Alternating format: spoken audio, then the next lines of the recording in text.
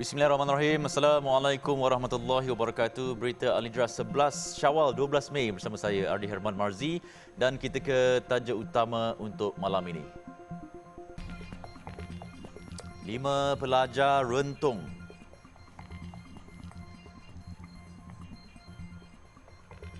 Juga kanak-kanak maut kemalangan kereta dengan trailer.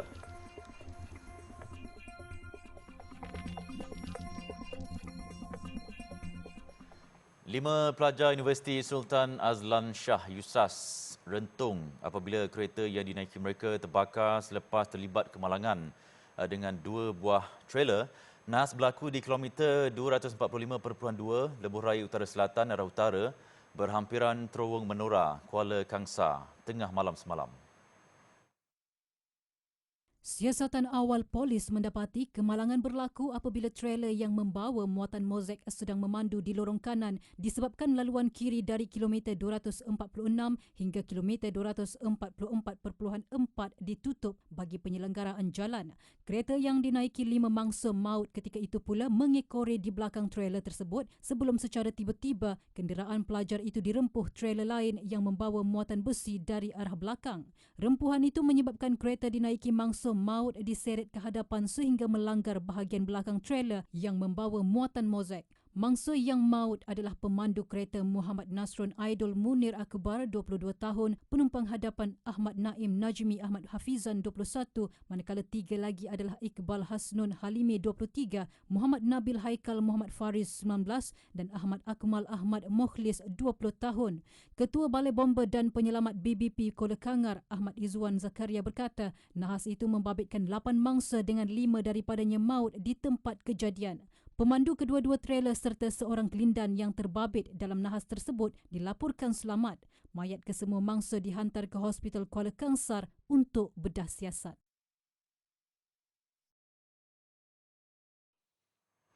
Kesemua mangsa yang rentung terbakar dalam kemalangan di kilometer 245.2 Lebuh Raya Utara Selatan arah utara berhampiran Terowong Menora, Kuala Kangsar tengah malam tadi sempat meraihkan Aidilfitri bersama keluarga. Namun rata-rata mereka menunjukkan perubahan sikap yang sangat ketara dalam tempoh seminggu bercuti hari raya tersebut.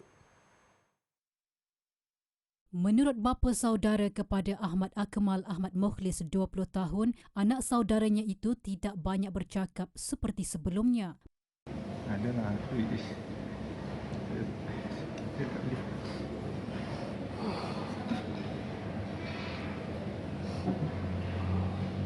Ada nampak macam ada perubahan di engkau dan isteri.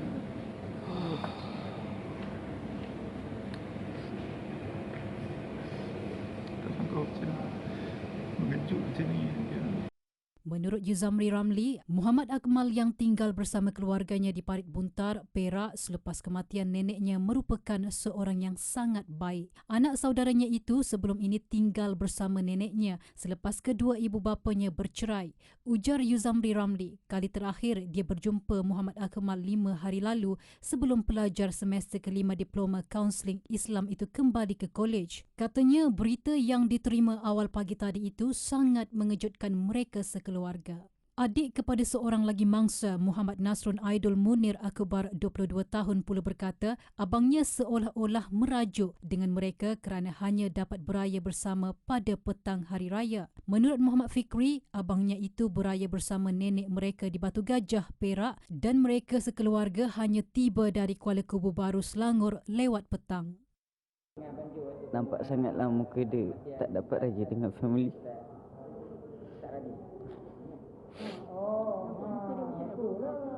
Memang dah nampak muka dia memang tak sedap. Memang perangai dia memang dah lain. Sebelum ni perangai dia apa? Ceria ke?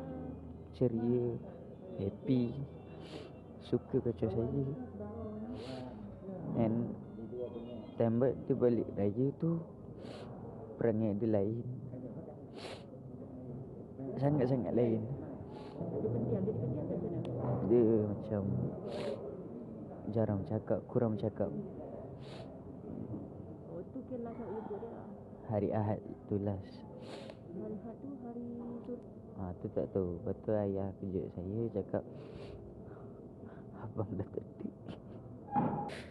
Lepas ni tak ada siapa dah saya nak kacau.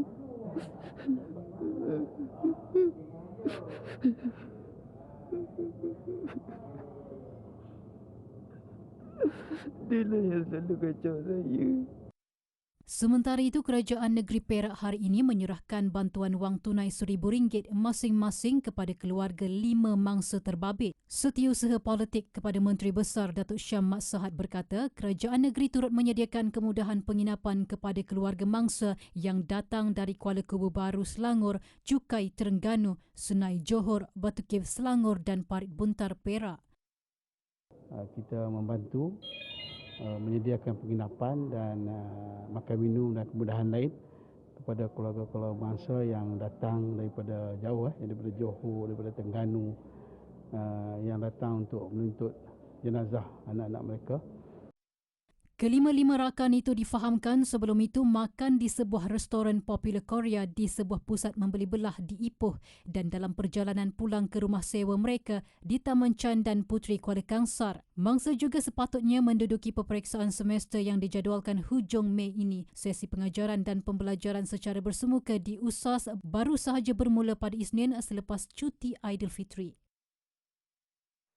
Sementara itu, polis telah menahan pemandu trailer yang membawa muatan besi bagi membantu siasatan kemalangan maut melibatkan 5 pelajar USAS. Ketua Polis Perak Datuk Mio Farid Al-Atrash Wahid berkata lelaki berusia 28 tahun ditahan bagi membantu siasatan di bawah Seksyen 41-1 Akta Pengangkutan Jalan 1987. Menurut Datuk Mio Farid Al-Atrash, dalam kemalangan tengah malam tadi, kereta dinaiki 5 pelajar USAS itu terbakar selepas dilanggar trailer membawa muatan besi pagar dari arah belakang. Kebakaran kereta tersebut katanya turut merebak ke bahagian kepala trailer di belakangnya. Ujarnya pemandu kereta dan 4 penumpang tersepit dan tidak sempat menyelamatkan diri hingga menyebabkan kesemua mereka rentung dan disahkan meninggal dunia di tempat kejadian. Mangsa yang maut katanya berusia 19 hingga 23 tahun dengan masing-masing berasal dari Kuala Kubu Baru, Selangor, Cukai, Terengganu, Parit Buntar, Perak, Batu Caves, Selangor dan Sungai Johor.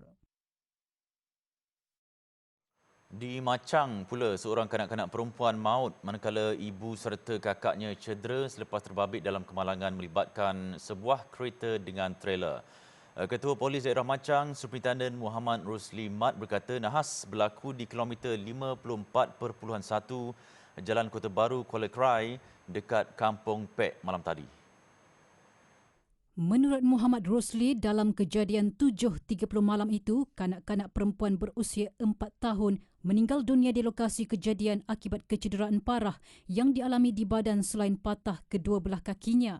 Siasatan awal mendapati trailer yang dipandu lelaki berusia 44 tahun membawa muatan kereta dalam perjalanan dari arah Kuala Krai menghala ke Kota Baru. Setibanya di lokasi kemalangan yang ketika itu hujan serta jalan basah, pemandu muatan berat tersebut menekan brek secara perlahan namun bahagian ekor trailer menghentam kepala trailer itu sehingga menyebabkan terbabas masuk ke laluan bertentangan. Trailer tersebut kemudian melanggar kereta jenis Pro 2 Beza yang dipandu seorang wanita berusia 33 tahun dan dinaiki bersama 2 anak perempuannya yang berusia 4 dan 6 tahun dari arah Kota Baru menghala ke Kuala Krai. Akibat pertembungan itu, pemandu kereta dan anaknya yang berusia 6 tahun mengalami kecederaan manakala seorang lagi anaknya disahkan meninggal dunia di lokasi kejadian. Pemandu trailer pula dilaporkan tidak mengalami sebarang kecederaan. Mangsa yang cedera dihantar ke Hospital Machang untuk rawatan lanjut manakala mayat kanak-kanak perempuan yang maut turut dihantar ke hospital sama untuk bedah siasat. Muhammad Rusli berkata punca kemalangan dipercayai berlaku disebabkan kecuaian pemandu trailer yang gagal mengawal kenderaan yang dipandu. Kes disiasat di bawah Seksyen 41-1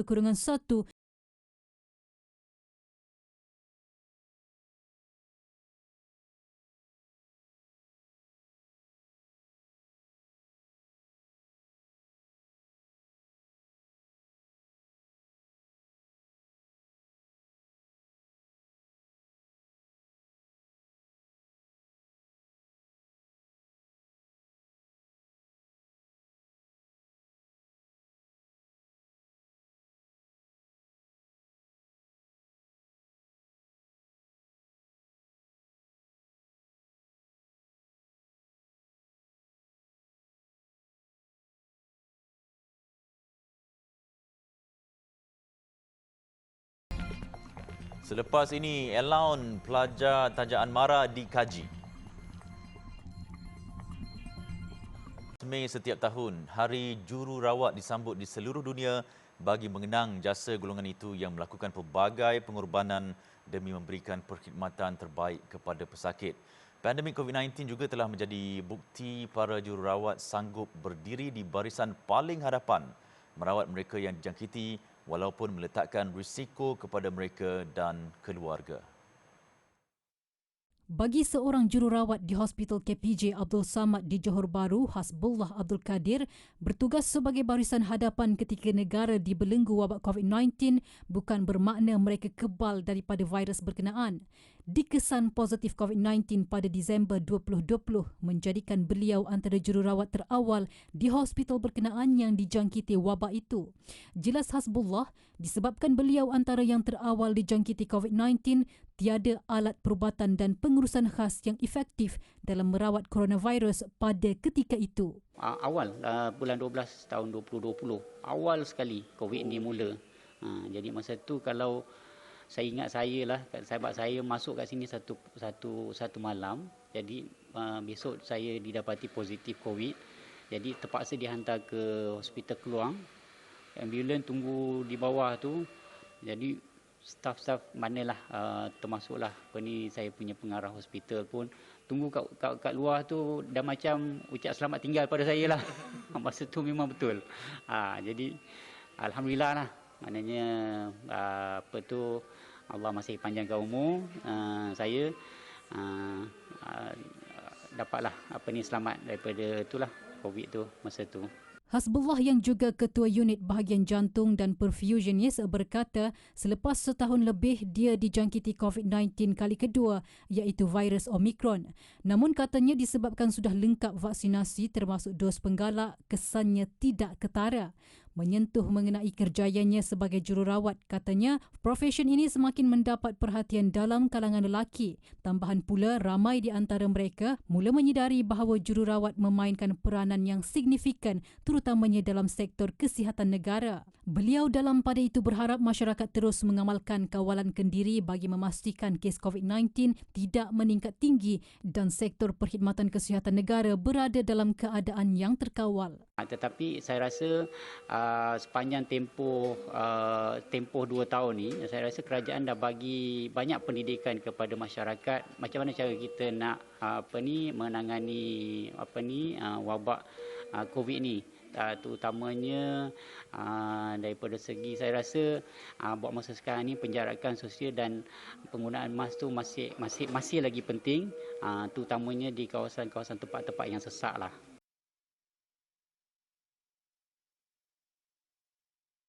Sementara itu, sempena Hari Jururawat Sedunia 2022, Menteri Kesihatan Khairi Jamaluddin dan Ketua Pengarah Kesihatan Tan Sri Dr. Nur Hisham Abdullah masing-masing menzahirkan ucapan terima kasih dan penghargaan kepada jururawat di negara ini atas dedikasi, keikhlasan dan kesabaran dalam tugas mereka. Yang sabar dalam memastikan amanah ini dijalankan dengan baik dan sempurna. Saya mengucapkan terima kasih kepada semua jururawat yang sanggup mengenepikan kepentingan diri. Bersama-sama kita doakan semoga semua jururawat dikurniakan kesihatan yang baik dan dipermudahkan segala urusan. Di kesempatan ini juga, marilah kita sedekahkan Al-Fatihah kepada anggota jururawat yang telah kembali ke rahmatullah dan berdoa semoga roh mereka sentiasa dicucuri rahmat oleh Allah Subhanahu Wa Taala. Kes denggi dalam negara dilapor meningkat dengan jumlah keseluruhan setakat ini adalah 12,942 kes berbanding 9,270 kes bagi tempoh sama tahun lalu. Ketua Pengarah Kesihatan Tan Sri Dr. Nur Hisham Abdullah berkata amalan penjagaan kesihatan awam boleh membantu mengurangkan wabak berkenaan daripada terus berleluasa. Kes denggi pun kita lihat ada peningkatan sikit, tapi masih lebih baik daripada sebelum COVID-19. Jadi kalau kita mengamalkan langkah-langkah kesihatan awam, kita bukan hanya mengawal COVID-19 tetapi kita juga mengawal penyakit berjangkit yang lain. Itu sebab kita langkah-langkah kesihatan awam penting.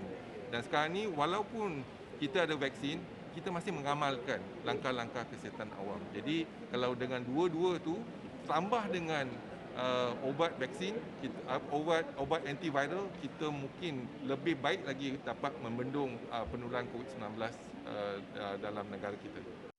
Tan Sri Dr. Nur Hisham berkata ketika fasa pelaksanaan Perintah Kawalan Pergerakan selama 2 tahun, demam denggi dan HFMD berkurangan. Ini kerana katanya dalam tempoh berkenaan masyarakat sentiasa mengamalkan kaedah serta langkah kesihatan seperti duduk di rumah dan tidak terdedah dengan jangkitan nyamuk selain menjaga kebersihan kendiri termasuk kerap mencuci tangan.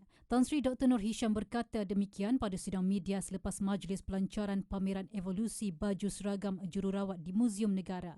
Pameran evolusi baju seragam jururawat itu merupakan inisiatif daripada Muzium Negara dengan kolaborasi bersama Lembaga Jururawat Malaysia untuk menyemarakkan Hari Jururawat Sedunia yang disambut pada tanggal 12 Mei setiap tahun. Setakat ini Malaysia mempunyai seramai 110,480 jururawat di sektor awam dan swasta. Peningkatan kadar dasar semalaman atau OPR kepada 2% berbanding 1.75% sebelum ini akan menyebabkan kos pembiayaan perumahan dan peribadi meningkat. Menurut Naib Pengerusi Gerakan Keadilan Monetari Malaysia, Profesor Madya Dr. Ahmad Razman Abdul Latif, keadaan itu bukan sahaja memberi kesan kepada peminjam individu tetapi juga peminjam perniagaan yang akan memberi ruang kepada kenaikan harga barang. Jelasnya bagi golongan peminjam yang mempunyai pembiayaan sedia ada dan menggunakan kadar boleh berubah seperti pinjaman peribadi dan perumahan berkemungkinan perlu membayar ansuran bulanan yang sedikit lebih tinggi. Kenaikan kadar OPR kepada 2% ini akan memberi beberapa kesan terhadap peminjam individu ataupun perniagaan. Pertama, pembayaran bulanan akan meningkat. Dan jika mereka ingin mengekalkan kadar bayaran yang sama, tempoh pembayaran mungkin akan menjadi lebih panjang. Dan juga perniagaan yang pada masa ini bergantung kepada pembiayaan kewangan oleh bank, apabila mereka terpaksa membayar komitmen dengan lebih tinggi setiap bulan, ini meningkatkan kos operasi dan mungkin akan menyebabkan harga barangan dan perkhidmatan yang ditawarkan oleh mereka juga meningkat. Selain itu, implikasi terhadap peningkatan kos sara hidup bagi mereka yang mempunyai komitmen pembiayaan yang tinggi juga akan berlaku. Justru beliau menasihatkan orang ramai agar tidak membuat pinjaman baharu buat sementara waktu. Sebaliknya, para pengguna digalakkan untuk membuat tabungan di institusi perbankan. Sementara itu, Profesor Madya Dr. Ahmad Razman berkata, kadar OPR yang dinaikkan oleh Bank Negara Malaysia BNM adalah untuk membantu mengurangkan kadar inflasi dalam negara sekaligus menyeimbangkan semula pertumbuhan ekonomi negara selepas berdepan krisis ekonomi sejak 2 tahun lalu akibat pandemik COVID-19. Sebenarnya yang Bank Negara mahu pastikan ianya tidak terjadi kerana dijangka pada bulan April, Mei, Jun kadar inflasi akan menjadi lebih tinggi daripada kadar sebelum ini pada 2.2%. Oleh itu, untuk memastikan bahawa kenaikan kadar inflasi ini tidak menjadi terlalu drastik, dan ini adalah orang kata paradoks sebab sepatutnya kadar OPR yang tinggi akan mengurangkan kadar inflasi. Tetapi jika ia tidak dibuat dengan berhati-hati, ia juga boleh menyumbang kepada kenaikan kos barangan sebab kos pembiayaan kewangan perniagaan itu pun telah meningkat.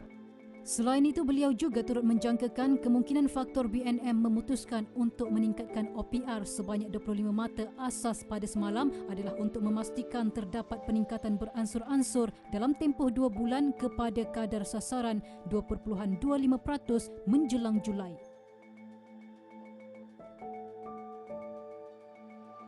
Kebenaran untuk pelajar Institut Pengajian Tinggi IPT kembali ke kampus dan meneruskan pengajian secara fizikal amat menggembirakan pelajar. Rata-rata pelajar yang ditemui memaklumkan pembelajaran secara fizikal memberi mereka fokus tambahan selain dapat berinteraksi lebih baik dengan pensyarah dan rakan.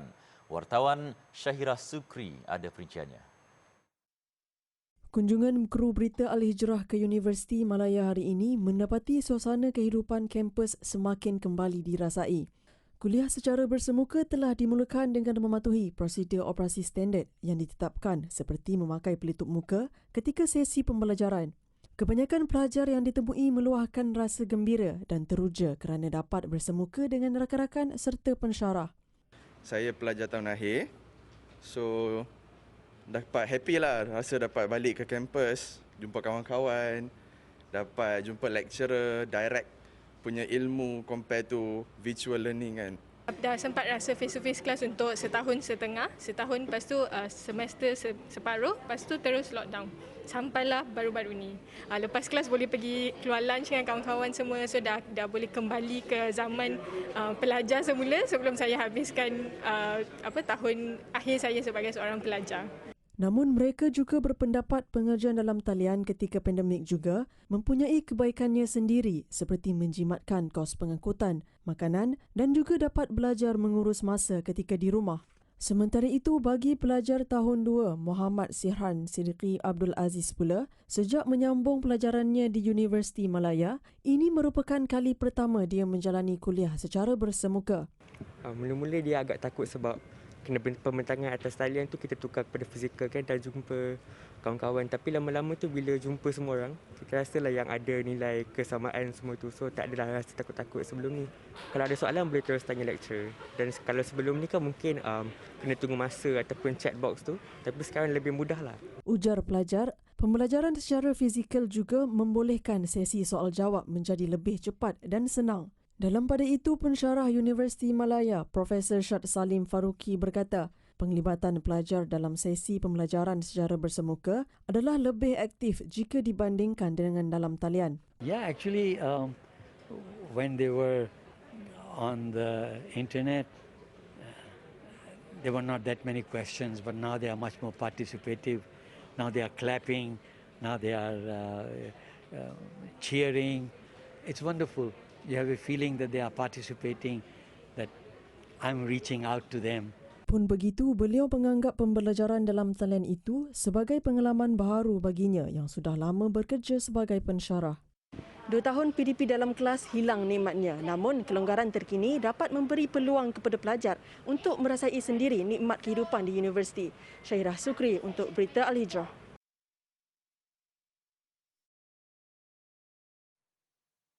Kajian semula kadar allowance pelajar tajaan Majlis Amanah Rakyat MARA di luar negara yang terbeban dengan kos sara hidup yang tinggi telah dimulakan.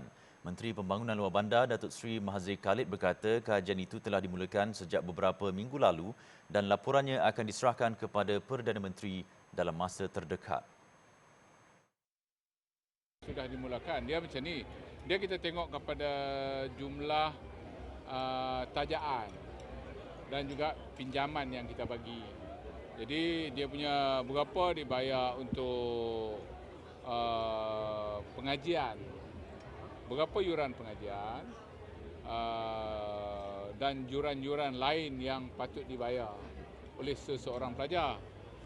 Sebelum ini, media melaporkan wujud gesaan agar allowance sara hidup pelajar tajaan Jabatan Perkhidmatan Awam JPA dan MARA di luar negara dikaji semula susulan kenaikan kos sara hidup yang meningkat. Datuk Seri Mahathir ditemui pada majlis perjumpaan bersama warga Kementerian Pembangunan Luar Bandar KPLB dan sambutan Hari Raya Aidilfitri di Institut Kemajuan Desa Infra di Bangi hari ini. Pada majlis sama, Datuk Seri Mahathir turut memberikan sumbangan duit raya kepada 20 orang anak yatim mewakili dari Tadika dan Tabika bawah Institut Kemajuan Desa Infra.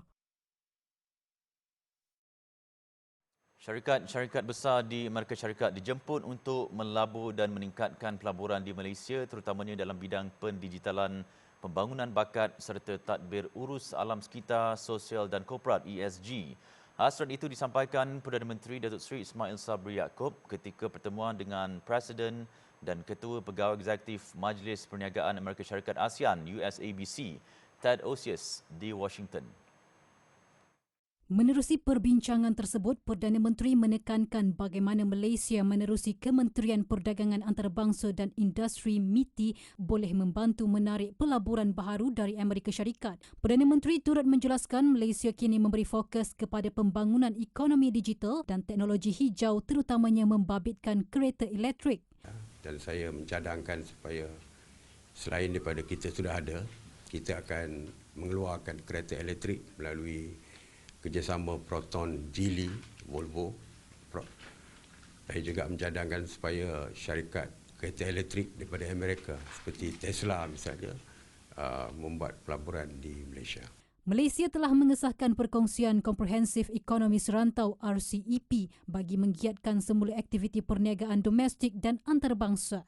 Menurut Datuk Seri Ismail Sabri, beliau akan menggalakkan perniagaan Amerika Syarikat untuk memanfaatkan peluang pelaburan luas yang dibentangkan oleh Perjanjian Perdagangan Mega tersebut.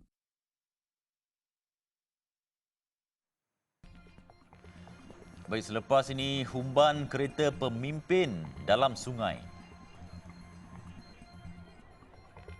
Ekonomi Sri Lanka, ratusan rakyatnya bertindak luar kawalan bagi meluahkan rasa kekecewaan dan marah kepada apa yang berlaku ketika ini. Wartawan turut menjadi buruan. Sri Lanka yang kini sedang bergelut dan krisis ekonomi terburuknya dicengkam keganasan awal minggu ini selepas penyokong Perdana Menteri menyerang kem bantahan anti kerajaan. Secara keseluruhannya, 9 terbunuh manakala lebih 300 cedera ketika pertempuran. Tertekan dengan kos sara hidup yang semakin tinggi, rakyat Sri Lanka menghumban kenderaan yang digunakan pemimpin ke dalam sungai. Mereka berjanji untuk meneruskan bantahan sehingga Presiden turut meletakkan jawatan. Lebih parah, wartawan turut menjadi mangsa amukan mereka. Wartawan dikejar dan dipukul di tengah jalan ekoran dakwaan mereka sebagai ejen penyebar propaganda kerajaan. Kegagalan mencari solusi kepada krisis itu dalam tempoh 1 atau 2 minggu juga akan menyebabkan pemotongan bekalan elektrik antara 10 hingga 12 jam sehari. Aspirasi keluarga Malaysia bermatlamat untuk memastikan ahli keluarga besar kita yang terdiri daripada pelbagai bangsa dan agama hidup dalam suasana yang mesra dan harmoni sambil berkongsi 3 nilai utama iaitu keterangkuman, kebersamaan dan kesyukuran. Baik, sekian berita Al-Hijrah. Ikuti kami di Facebook, Instagram, Twitter, YouTube dan TikTok serta layari alhijrahnews.com untuk pelbagai berita pilihan dan eksklusif. Saya Adi Herman, kita jumpa lagi. Assalamualaikum warahmatullahi wabarakatuh. Selamat malam.